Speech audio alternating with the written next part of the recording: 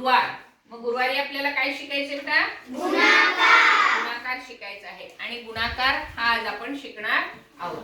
मग गुणाकार करणं म्हणजे काय नेमकं माहिती का तुम्हाला?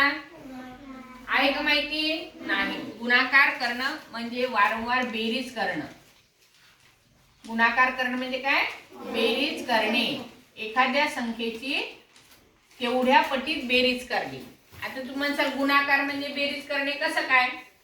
गुणाकार म्हणजे बेरीज करणे कसं काय? जसं आता मी म्हटलं 2 गुणिला 2 म्हणजे 2 2 या संख्येची किती वेळा बेरीज करायची? 2 वेळा बेरीज करायची. किती वेळा बेरीज करायची? 2 आणि 2 किती होतात? 4. मग तसंच हा पाढा आपल्या गुणाकार करताना आपल्याला सगळ्यात महत्त्वाचं म्हणजे पाढे पाठ असणं गरजेचं आहे. गुणाकार म्हणजे त्या पटीत ती संख्या वाढवणं. गुणाकाराचा दुसरा अर्थ काय होतं? पटीत संख्या वाढवणे. पटीत संख्या वाढविणे याचा हा गुणाकाराचा दुसरा अर्थ होतो. पहिला अर्थ होतो की बेरीज करणे, वारंवार बेरीज करणे एका संख्येची किंवा पटीत संख्या वाढवणे. आता ही दोन संख्या किती पटीत वाढवायची? 2च्या पटीत. किती पटीत वाढवायची? 2च्या पटीत. पुन्हा आता 2 ही संख्या कितीच्या पटीत वाढवायची? 4च्या पटीत वाढवायची. लक्षात आलं ना? जसं आता बे दुणे 4, बेचूक 8. आता मी तुम्हाला हे झालं पटीत वाढवणे. आता बेरीज करणे हे कसं पहा? 2 या अंकाची किती वेळा बेरीज करायची? 4 वेळा. किंवा 4 या अंकाची किती वेळा बेरीज करायची? 2 वेळा. मग 4 अधिक 4 किती झाले? 8. किंवा मग 2 या अंकाची 4 वेळा बेरीज 2 अधिक 2 अधिक 2 अधिक 2 हे किती झाले? 8. मग तुम्ही म्हणसाल मग बेरीजच करायची तर मग गुणाकार कशाला करायचा? तुम्ही काय म्हणसाल? बेरीजच करायची तर गुणाकार कशाला करायचा? मग गुणाकार म्हणजे बेरजेचं सुटसुटीत रूप. गुणाकार म्हणजे बेरजेचं छोटंसं रूप. कसं आता तुम्ही पहा. 12 गुणिला 2 ही संख्या आपण घेतलेली. 12 गुणिला 2 ही संख्या घेतली म्हणजे 2 किती वेळा म्हणायचे आपल्याला? 12 वेळा. किती वेळा? 2 ची किती पट करायची आपल्याला? 12 पट. मग जर आपण बेरीज तुम्ही म्हणशाल की बेरीजच करायची तर गुणाकार का करायचा? मग जर मी म्हटलं की 12 गुणिला 2 तर तुम्ही म्हणशाल मॅडम आम्ही बेरीज करतो. काय म्हणशाल तुम्ही? बेरीज. मग कसं होईल? 2 अधिक 2 अधिक 2 अधिक 2 अधिक 2 अधिक 2 अधिक 2 किती झाले हे? अधिक 2 अधिक 2 किती झाले?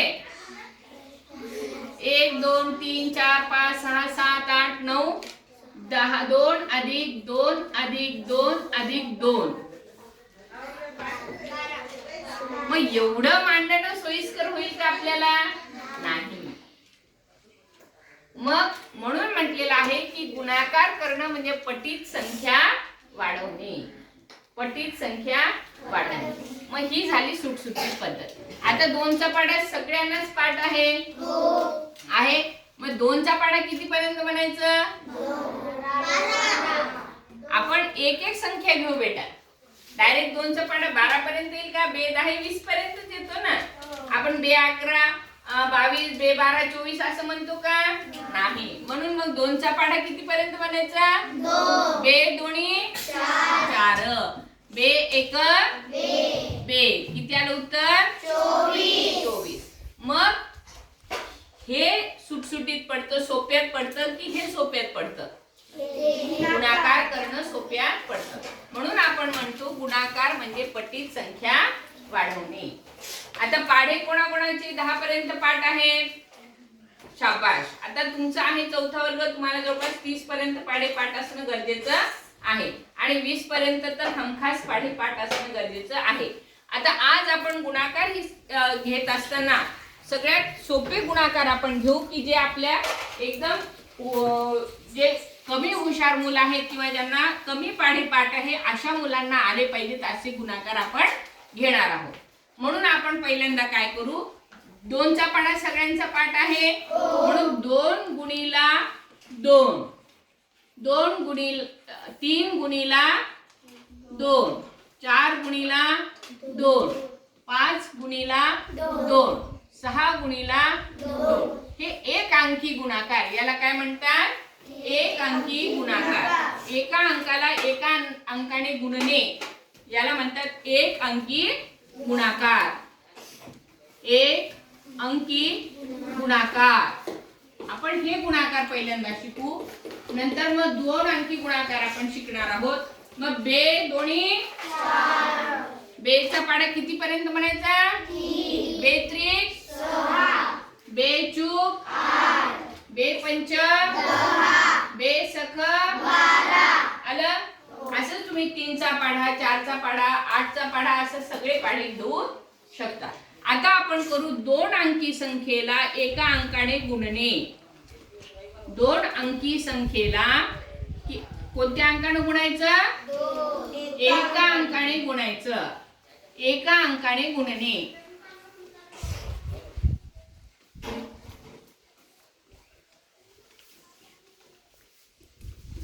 ठीक आहे. आता आपण संख्या घेऊ 22 गुणिला 4. 4चा पाढा सगळ्यांना पाठ आहे? आहे ना?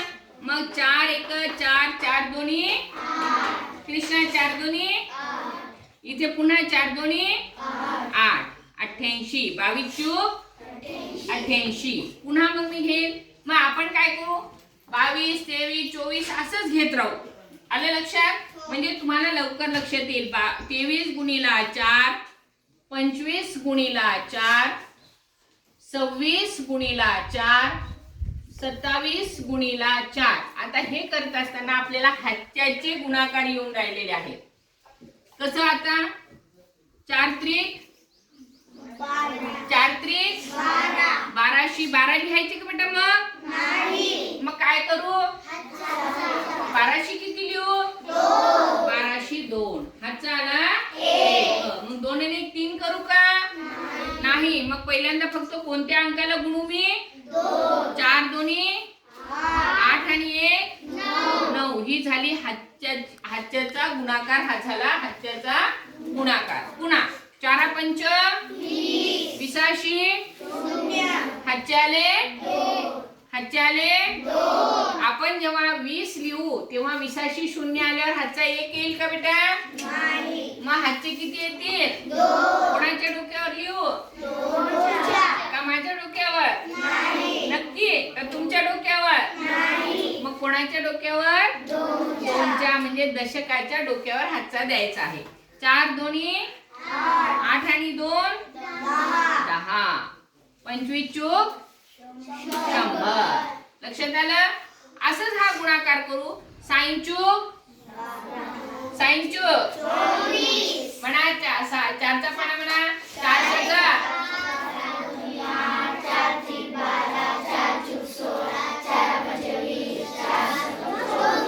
4 सगळं 24. तुम्ही किती म्हटले होते? 12. कशी काय म्हटले तुम्ही? 4 सगळं 24. हातच्याले 2. हातचा 1 कसं काय येईल बेटा? कोण म्हटलं 1? विशान. 24 संख्या आपण अशी लिहितो की अशी लिहितो? खालची. मग हे 24 4 लिहिल्यावर हातचे 2 येतील की 1? 2. कोणाच्या डोक्यावर देऊ? वरच्या म्हणजे कोणाच्या? दशकाच्या. 2 4 दोन्ही 8. 8 आणि 2 10. म्हणजे 26 चूक 104 अशी ही संख्या येते. आता 4 7 28.